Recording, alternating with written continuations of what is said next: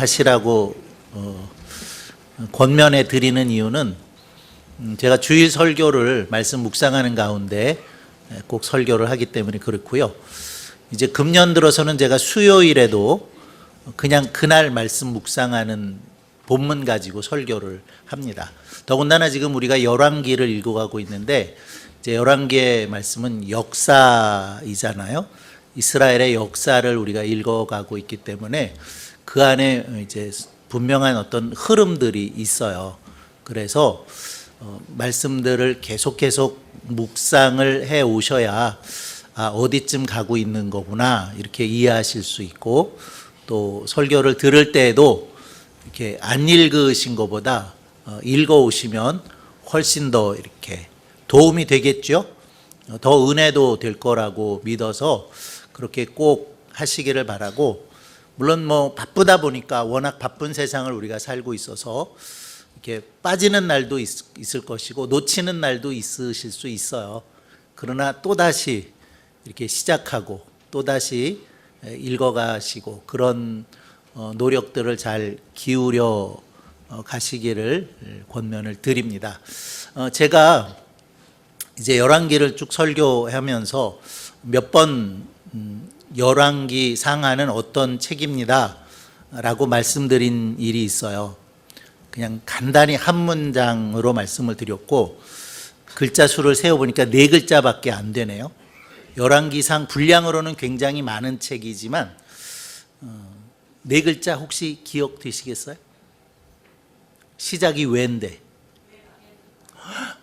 4글자라고 그랬는데 5글자 하셨어요.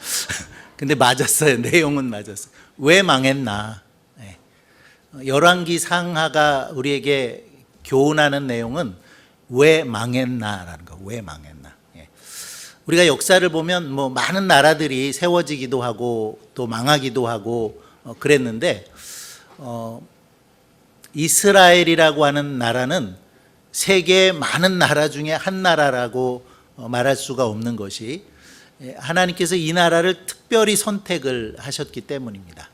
선택하시고 구별하셨어요. 그래서 이스라엘이라고 하는 나라는 선민이다라고 말하고 있고 또 성민이다 이렇게 말하죠. 일찍이 하나님께서 이스라엘 민족을 계획하셨어요. 아브라함에게 민족을 이루게 하겠다라고 약속하셨고, 이루어진 민족을 이끌고 모세가 시내산에 이르렀을 때 하나님은 그 이스라엘 민족과 언약을 맺으셨습니다. 제사장 나라 거룩한 백성 되라 하나님이 언약 맺으셨고, 그 언약은 제사장 나라가 되고 거룩한 백성이 되는 이스라엘, 그 나라를 통해서 세계 모든 민족이 구원을 받고 열방이 하나님의 복을 함께 누려갈 수 있는 나라로 만들어 가시겠다고 하는 하나님의 계획이 있었기 때문이라는 거예요. 그래서 하나님이 민족 이루셨고 구별하셨고 언약하셨고 그런 일들을 하셔서 이스라엘이라고 하는 나라를 만드셨다는 거죠. 그런데 이스라엘이라고 하는 나라가 그 하나님의 계획 가운데 또 하나님이 이루시고자 원하시는 그 뜻들을 잘 이루어가지 못합니다. 그래서 결국은 망했다라는 사실을 열왕기서는 말씀하고 있는 거예요. 왜 망했느냐, 그거를 우리가 관심 있게 봐야 되는 건데요. 분량도 많고 많은 왕들의 이야기가 나오고 하지만 사실은 간단한 거예요. 왜 망했냐라고 하는 것을 말씀하고 있고, 왜 망했냐라고 하는 교훈을 주는 것은 너희는 망하지 말아라 하는 거예요. 이해되셨죠? 우리는 망하지 않게 하시려고 하나님이 우리도 부르셨죠? 우리도 선택하셨죠? 우리도 구별하셨죠? 그리고 교회라고 하는 거룩한 신앙의 공동체를 이루어서 하나님의 뜻을 이루어가고 세상을 향해서 소금이 되고 빛이 되고 하게 하시려고 우리를 세워주셨는데, 그 일들을 잘 감당하기 위해서 왜 택함을 받았는데, 왜 하나님이 거룩하게 하셨는데도 불구하고 이 나라들이 다 망했냐 하는 것을 말씀을 하고 있다는 거죠. 보통 일반 역사도 우리가 역사를 읽을 때에 그 역사를 통해서 교훈을 얻게 되면 그 교훈은 우리의 현재 그리고 우리의 미래의 답이 되는 일들이 많이 있는 것처럼 오늘 우리가 읽어가고 있는 성경, 특별히 열왕기 상하서를 우리가 읽어가면서 그런 교훈들을 하나님께서는 우리에게 주시기를 원하시고 우리는 또 그 교훈들을 잘 받을 수 있는 은혜가 있기를 바랍니다. 다시 한번 큰 틀에서 열왕기 상하서를 말씀드릴게요. 열왕기 상하서에서 시작되는 임금은 솔로몬입니다. 솔로몬 이전에 이미 왕들이 있었죠? 있었어요. 네. 사울 왕이 있고 다윗 왕이 있고 솔로몬 왕이 있고 그리고 나라가 갈라졌어요. 우리처럼 북쪽, 남쪽 이렇게 나라가 갈라져서 각기 200년, 350년, 19명의 왕, 20명의 왕 이렇게 역사를 달리했는데요. 이제 그렇게 갈라진 나라들이 어떻게 하나님과의 관계 속에서 나라가 세워졌는가? 어떻게 왕들은 하나님의 관계 속에서 하나님을 잘 섬기는 나라를 세웠는가? 그렇지 아니한가라는 것을 열왕기 상하서가 보여주고 있습니다. 그러니까 제목처럼 왕들의 이야기예요. 왕들의 이야기고 그 전체 왕을 이야기하자면 거의 40명이 넘는 왕들의 이야기죠. 그래서 그 왕들의 이야기를 하나하나 꼽아보면서 우리가 이 말씀을 읽어가기는 그렇게 쉽지 않습니다. 그래서 사실 저도 이 열왕기를 설교하는 거는 굉장히 부담이 많이 있어요. 느끼시겠어요? 안 느껴지시는군요. 굉장히 저도 부담이 있습니다. 이 내용들을 어떻게 잘 설교해 갈까 하는 것이 부담이 많은 게 벌써 오늘 말씀도 보면 제가 11장을 다 읽어야 되지만 이제 앞부분은 좀 건너뛰고 뒷부분만 읽었어요. 어떤 일들이 이루어졌는가 하는 것들을 읽었지만 사실은 이 내용들은 제가 지난주 수요일에 설교했던 그 10장의 내용 9장 10장과 다 연결이 되고 있습니다. 그래서 솔로몬 왕이 제일 먼저 열왕기서에서 나오고 있고요. 그 다음에 많은 비중을 차지하는 왕이 아합 왕이에요. 아합 왕. 그리고 그 다음에는 뭐 그렇게 특별히 비중 있는 왕들이 나오지는 않고 있습니다만은 이제 그런 여러 왕들, 남과 북의 왕들의 이야기가 나오면서 사실은 거의 다 하나님의 마음에 흡족한 왕들은 아니었습니다. 그 왕들을 성경은 두 가지로 이렇게 나누셔서 평가를 하고 있죠. 그래서 하나님 보시기에 온전하고 또 공의를 이루고 이런 왕들에 대해서는 다윗의 길로 행했다. 그렇지 않은 왕들은 북쪽의 첫 번째 왕이었던 여로보암의 길로 행했다. 이런 말씀들을 하고 있는 것을 볼 수가 있는데 북쪽의 19명의 왕들은 단 한 명도 다윗의 길로 간 왕이 없어요. 19명 모두가 여로보암의 길로 하나님 보시기에 악한 길로 걸어갔고요. 남쪽에는 조금 있어요. 그것도 많지 않아요. 불과 4-5명 되는 왕들만 다윗의 길로 행하였다. 그렇게 평가되어지고 있는 모습을 보게 되는데 이렇게 사실은 나라가 기울어져 간 겁니다. 솔로몬 때에 가서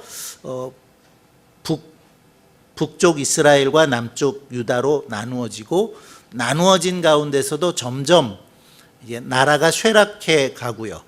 그래서 결국은 그 나라가 망할 수밖에 없었다라는 사실들을 말하고 있는데 하지만 망했다 그러고 끝난 거는 아니에요.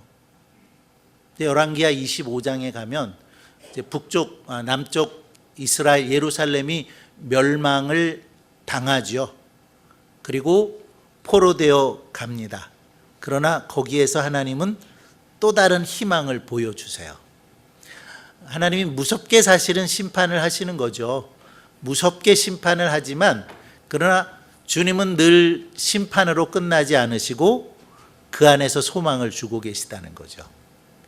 그 에레미야를 통해서 주신 말씀을 보게 되면 너희를 향한 나의 생각은 재앙이 아니다.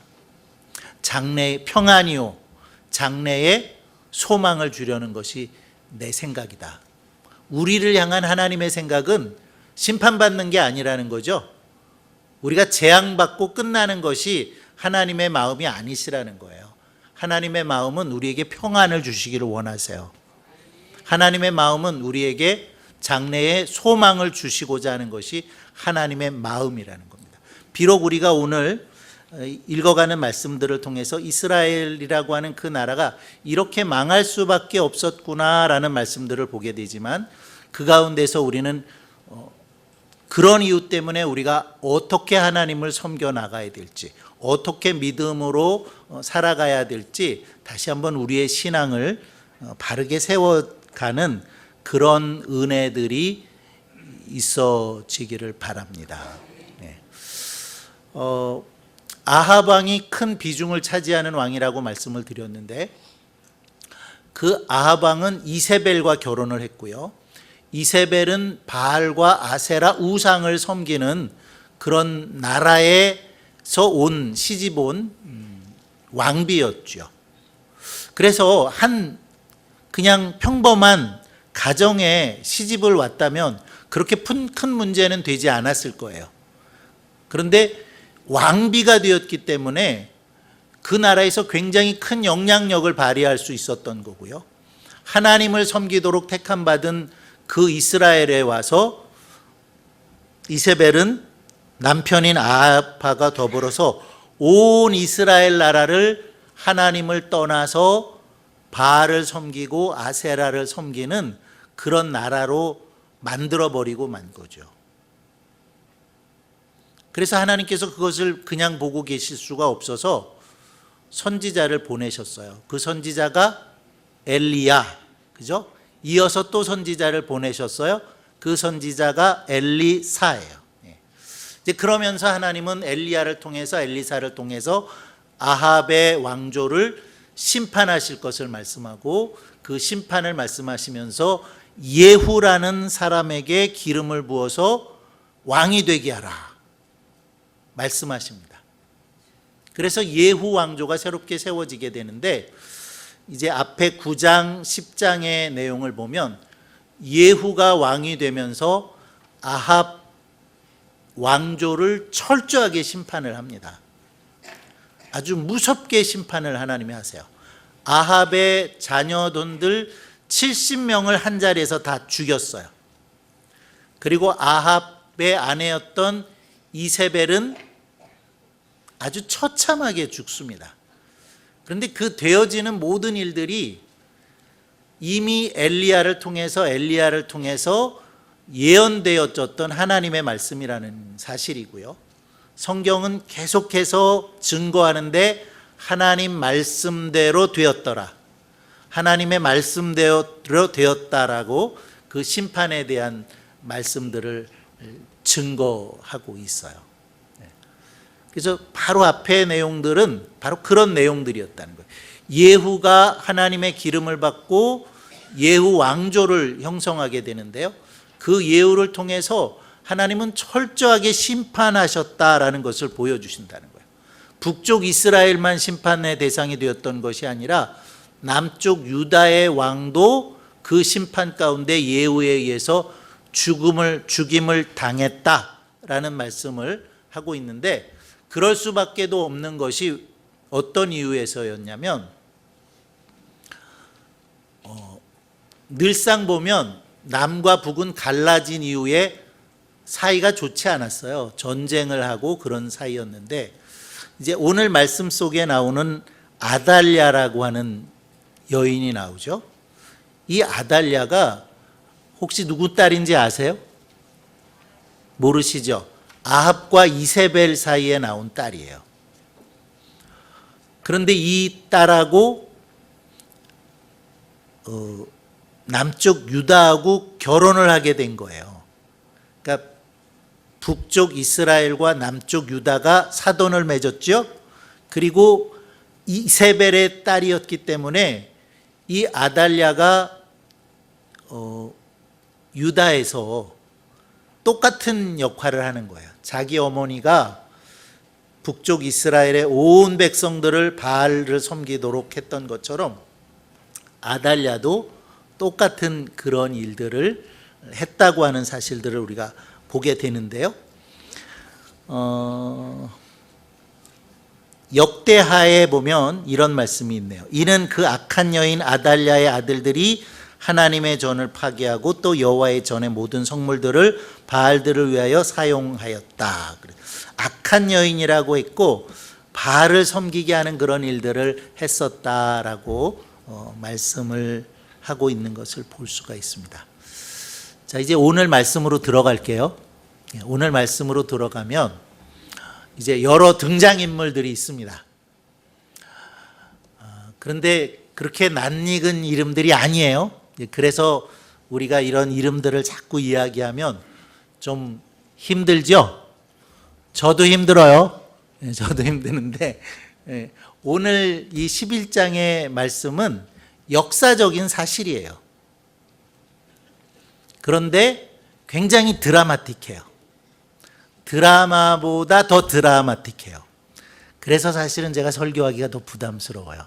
드라마틱하게 말씀을 드려야 되는데 그게 쉽지 않더라고요. 그래서 이거를 영화로 만들어서 보여드리면 참 좋겠다 그런 생각을 해보게 되는데요. 자, 아달랴라고 하는 여인을 먼저 생각을 해봅니다. 읽지 않은 11장 1절의 말씀을 보면 제가 개역 개정판으로 읽어드리겠는데 아하시아의 어머니 아달랴가 그의 아들이 죽은 것을 보고 일어나 왕의 자손을 모두 멸절하였으나 그랬어요. 아하시아는 남쪽 유다의 왕입니다. 아하시아의 어머니 아달랴가 왕의 어머니죠.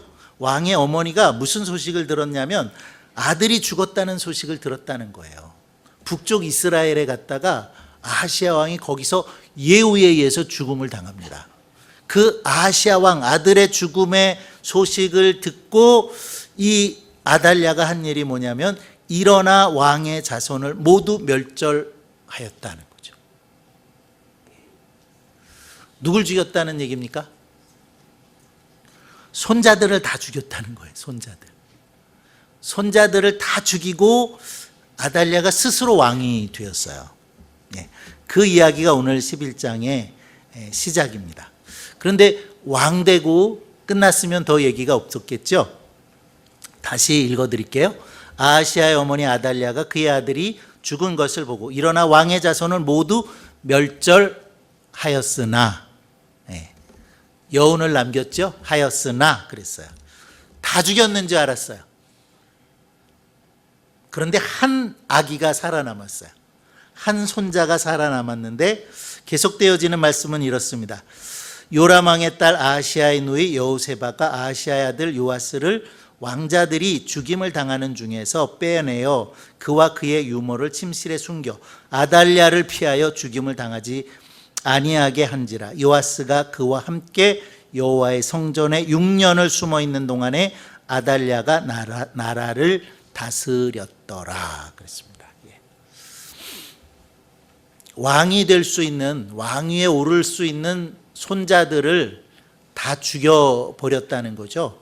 그런데 죽지 않고 살아남은 한 아들이 있었는데 그 아들이 요아스예요. 요아스. 그러니까 그 요아스를 다시 왕으로 세우는, 아달랴가 모든 왕자들을 죽이고 스스로 왕이 되어서 6년을 통치했는데 여호세바와 그 남편인 제사장 여호야다가 6년 동안 감추어 놓고 키웠던 요아스가 7년째 되는 해에 아달랴를 반란을 일으킨 거죠. 그리고 요아스를 왕으로 세웠다. 이 내용이 오늘 그 11장의 내용이라는 거예요. 여호야다라고 하는 제사장이 나오고 여호세바라고 하는 제사장의 아내가 나오는데요. 이 여호세바는 왕으로 세움받는 요아스의 고모입니다. 이제 조금 쥐나시려고 그러죠. 성경을 나중에 잘 읽어보시면 대략 어떠한 관계인지 이제 이해하실 수 있게 될 거라고 생각을 하고요. 자, 어쨌든 이런 일들을 여호야다와 여호세바가 주동이 돼서 한 거예요. 요아스를 다 모든 왕족을 죽였는데 그 안에서 요아스는 살아남았고 그 요아스를 아달랴를 내려앉히고 요아스를 왕위에 다시 앉히게 되었는데 그 일들을 여호야다 제사장이 주동적으로 합니다. 그래서 그 일을 안식일에 해요. 안식일에 정해서 호위병들을 세우고 그리고 요아스를 왕으로 옹립하는 그런 이야기들인데요. 아주 치밀하게 계획을 세웠다라고 하는 사실들을 보게 되고 이제 요아스를 왕으로 세우는 그 말씀을 보면 성경에 이렇게 기록되어 있어요. 여호야다가 왕자를 인도하여 내어 왕관을 씌우며, 우리 성경은 면류관이라고 되어 있죠. 왕관을 씌우며 율법책을 주고 기름을 부어 왕으로 삼으며 무리가 박수하며 왕의 만세를 부르니라 그랬습니다. 그러니까 그 왕을 즉위하는 즉위식을 얘기하고 있는 건데 몇 가지 단계들이 있죠. 첫째는 왕관을 씌웠다는 거예요. 두 번째는 율법을 주었다는 거고요. 세 번째는 기름을 부어서 왕으로 삼아놓고는 박수를 치고 왕 만세, 그렇게 해서 왕이 즉위됐다는 거죠. 그냥 한번 6년 전으로 거슬러 올라가 보세요. 아달랴가 스스로 왕이 됐을 때는 어땠을까요? 성경에 아무 설명이 없죠. 그래서 정확히는 몰라요. 그러나 아달랴가 스스로 왕위를 쟁취하게 됐을 때에는 이런 일들은 없었을 것 같아요. 왕관을 씌워주고 율법책을 주고 기름을 붓고 그리고 박수를 하고 왕 만세 하면서 왕을 세우는 그런 일들을 했다는 건데, 여기에 율법책을 준다는 이야기, 제가 이미 앞에서도 여러 번 말씀드렸죠. 이미 신명기에 너희가 왕을 세우게 될 때 왕은 율법책을 옆에 두고 나라를 다스려라 라고 말씀했기 때문에 율법책을 왕에게 주었다는 그런 말씀들을 하고 있다는 겁니다. 자, 두 번째 되어진 일은 뭐냐면 이렇게 말씀했어요. 여호야다가 왕과 백성에게 여호와의 언약을 맺어 여호와의 백성이 되게 하고 왕과 백성 사이에도 언약을 세우게 하매 라고 말씀하셔서 하나님 앞에서 언약을 맺었는데 두 가지 언약이 있었다는 거죠. 첫 번째는 하나님 앞에서 왕도 그리고 이스라엘 백성도 언약을 맺었어요. 무슨 언약입니까? 여호와 하나님은 우리의 하나님입니다.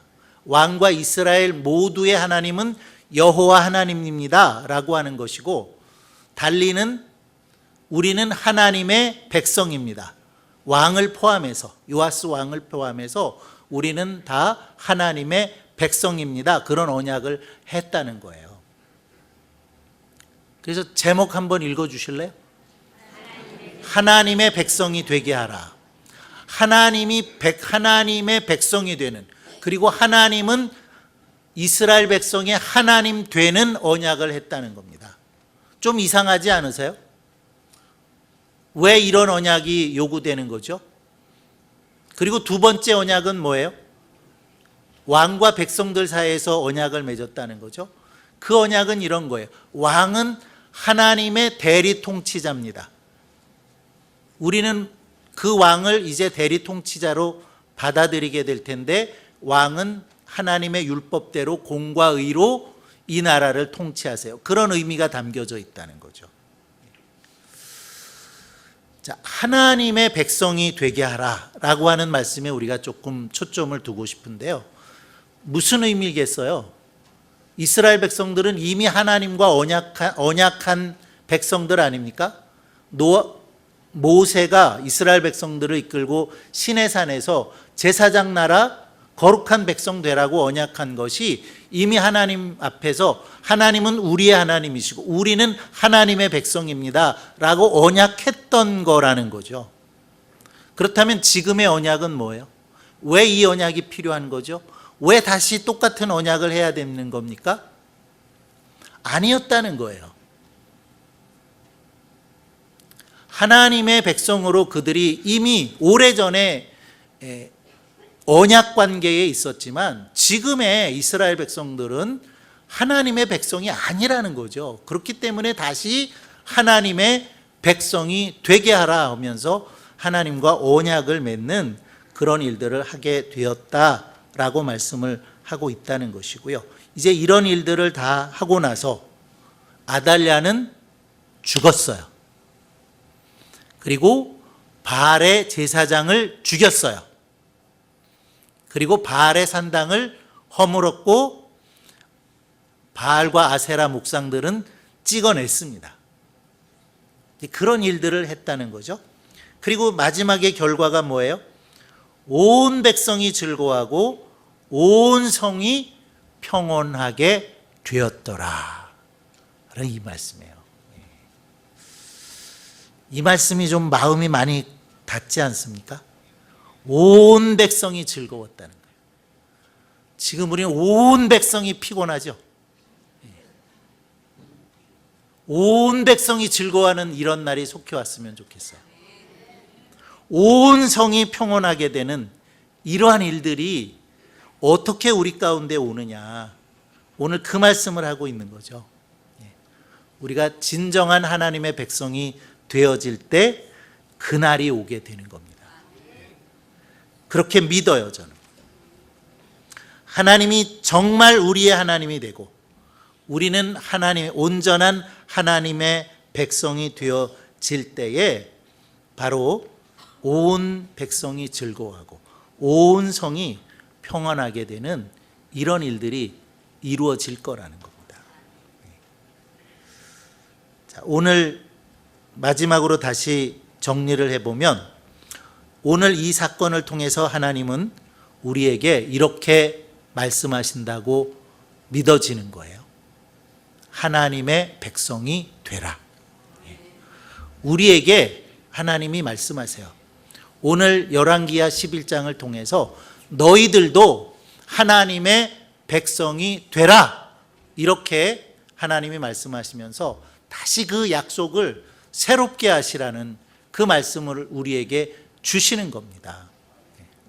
그렇다면 이런 질문들을 하게 되죠. 그럼 내가 하나님의 백성이 아닌가? 그렇죠? 하나님 백성 맞으세요? 어떤 증거가 있나요? 오늘 이렇게 추운 겨울날인데 예배당에서 예배하고 있어요. 하나님의 백성이에요. 오늘 교회 요람 나눠드리거든요. 교회 요람에 내 이름이 거기에 올라 있어요. 우리 교적부에 올라 있는 거 보니까 나는 하나님의 백성 맞다. 그렇게 얘기할 수 있을까요? 충분하지 않은 것 같아요. 내가 일주일에 한 번 주일에는 예배당에 와서 하나님 예배한다. 정읍중앙교회 교회 요람에 교적부에 내 이름이 올라 있다. 그것이 충분한 하나님의 백성이 되는 조건은 아니라는 거죠. 그렇다면 진정한 하나님의 백성은 어떻게 되는 것이 하나님의 백성일까요?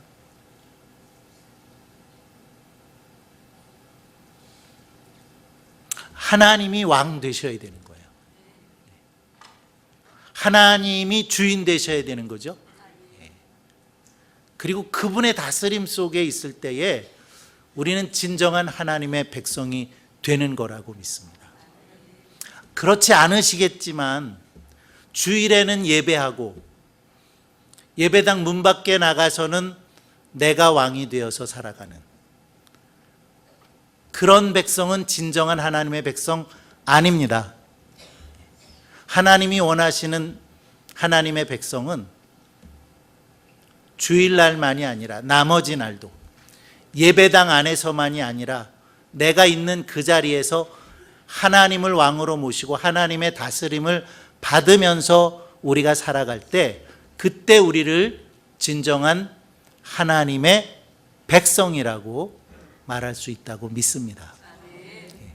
그런 하나님의 백성이 되어지기를 바랍니다. 한 가지 더 말씀드리고 싶은 것이 있는데요. 로마서 13장에 보면 모든 권세는 하나님께로부터 주어졌다라고 말씀을 하세요.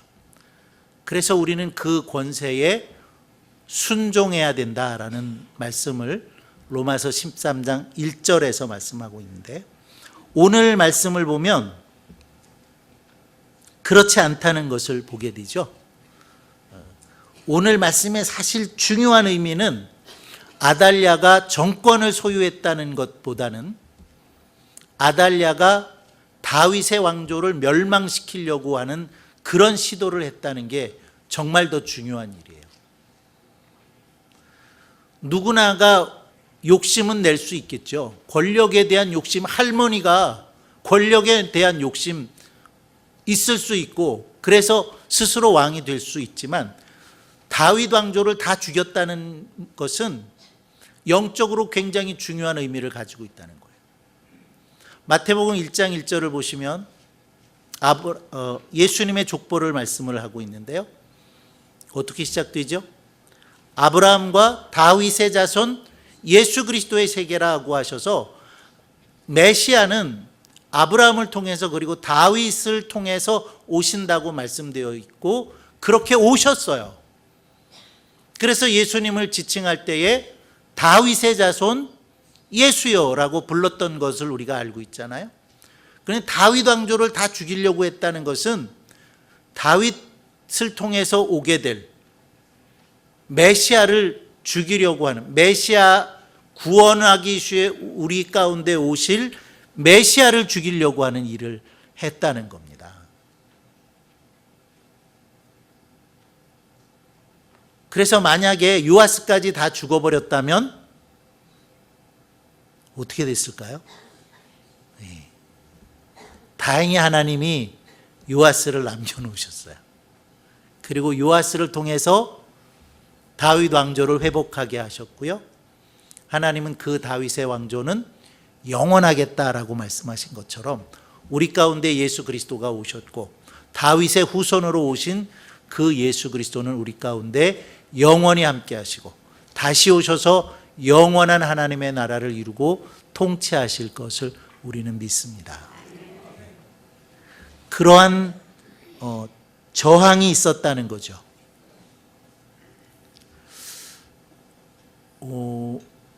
2017년 올해는 종교개혁 500주년 기념해예요. 종교개혁이 일어날 때에 종교개혁자들을 향해서 이름을 붙여줬어요. 영어 이름이 프로테스탄트예요. 무슨 뜻인지 아십니까? 반항하는 사람들, 저항하는 사람들, 그런 뜻이에요. 우리는 그런 교회를 이루고 있는 거예요. 지금은 그 의미를 별로 우리가 새기고 있지 않지만 개신교회라고 하는 이름 안에는 우리는 그 당시에는 항거하고 저항하는 사람들이었다는 이름이라는 겁니다. 하나님의 뜻에 어그러지는 일들에 대해서 저항하고 성경으로 돌아갑시다, 본질로 돌아갑시다 라고 했던 그런 교회가 지금의 우리 교회고, 그런 사람들이 바로 우리였다라는 거죠. 그런 의미에서 다시 하나님의 백성이 되게 하라. 그래서 우리가 진정 하나님의 백성이 된다고 하는 것은 하나님의 말씀으로 가는 거예요. 그리고 하나님께 순종하는 삶을 사는 거예요. 세상의 어떤 권력 앞에 혹은 세상의 어떤 힘 앞에, 어떤 물질 앞에, 무릎 꿇는 것이 아니라는 거죠. 오직 하나님만이 왕되심을 고백하면서 그것이 아닌 것에 대해서는 아달랴를 죽이잖아요. 바알 제사장을 죽입니다. 바알 산당은 허물었습니다. 그리고 그 우상들은 찍어서 불태워 버렸습니다. 정말 우리가 하나님의 백성이 된다는 것은 우리의 옛사람을 온전히 죽여야 되는 거예요. 옛 습관을 끊어버려야 되는 거예요. 그리고 오직 하나님의 말씀대로 살겠습니다. 주님의 뜻을 이루겠습니다. 그렇게 되어질 때에 우리가 진정한 의미에서 하나님의 백성이 되는 것이라고 믿고요. 그런 하나님의 백성이 다 되어지기를 바랍니다. 기도하겠습니다.